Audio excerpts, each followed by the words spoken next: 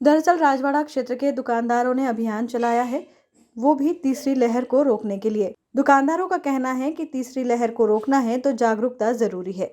Lockdown कभी मंजूर नहीं है। इंदौर रिटेल गारमेंट एसोसिएशन द्वारा आधे दिन दुकानें, शॉप बंद कर विरोध जताया गया। व्यापारियों ने काले कपड़े पहनकर विरोध जताया।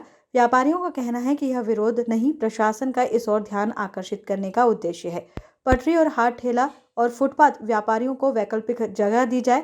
स्मार्ट सिटी के तहत राजवाड़ा को आदर्श व्यवसाय क्षेत्र बनाने की उन्होंने मांग रखी है। नगर निगम द्वारा पिछले 20 दिनों से मुनादी कराई जा रही थी। कई बार ज्ञापन के माध्यम से अवगत कराने के बाद भी कोई उचित कार्रवाई नहीं की गई।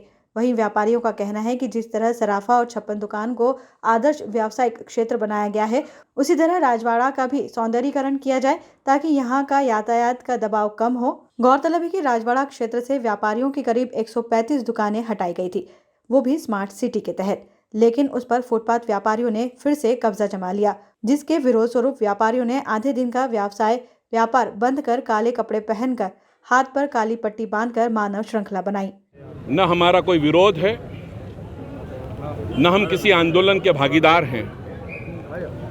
हम लोग विशुद्ध तौर पर व्यापारी हैं, इस शहर के टैक्सदाता हैं और इस मध्य प्रदेश सरकार के हिस्सेदार हैं। हम कहीं भी किसी भी तरीके से आंदोलनकारी नहीं हैं। आधे दिन का जो बंद है मेरा, वो मेरी सरकार का, मेरे प्रशासन का, मेरे इस शहर के संचालकों की तरफ ध्यान आकर्षण का हिस्सा है।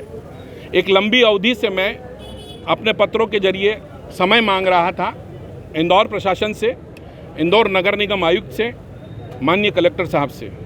मुझे समय नहीं दिया गया। 20 दिनों से मैं लगातार मांग रहा हूं। मैं नहीं, मेरी सातों संगठन सामूहिक तौर पर, जिसकी जिम्मेदारी समन्वय की मुझे है, हम सातों संगठन मिलकर एक सामूहिक चर्चा करना चाहते थे।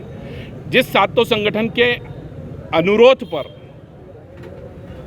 इस राजवाड़ा क्षेत्र के यातायात को सुगम बनाने की पहल माननीय आयुक्त मैडम प्रतिभा पाल जी ने की थी। 20 दिनों तक मुनादी की।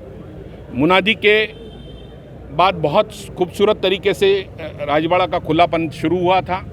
अचानक 15 अगस्त से फिर से पटरियां लग जाना, उसका कारण समझ में नहीं आया। उस कारण नहीं समझ में आने के लिए हम चाहते हैं कि वो हमसे बता दें कि ये इंदौर गारमेंट्स वाले या इंदौर के सातों संगठन जो मांग कर रहे हैं ये गलत है। हम किसी के पेट पे लात नहीं मारते। हमारा आज भी कहना है, वो भी हमारे अपने हैं।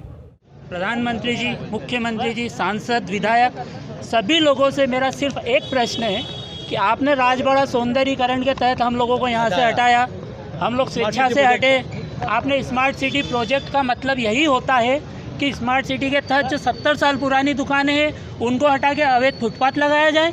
अगर वही मतलब होता है तो हम लोगों ने क्या गुनाह कि हम लोगों को यहाँ पर वापस हमारी दुकान बनाने की अनुमति दी जाए। आपने हमको अस्थायी जगह दी थी, हमने 50 लाख रुपए खर्चा करके हमारी दुकानें बनाई है। आप हमको अनुमति दीजिए, हम यहाँ दुकानें बना लेंगे हमारी वापस।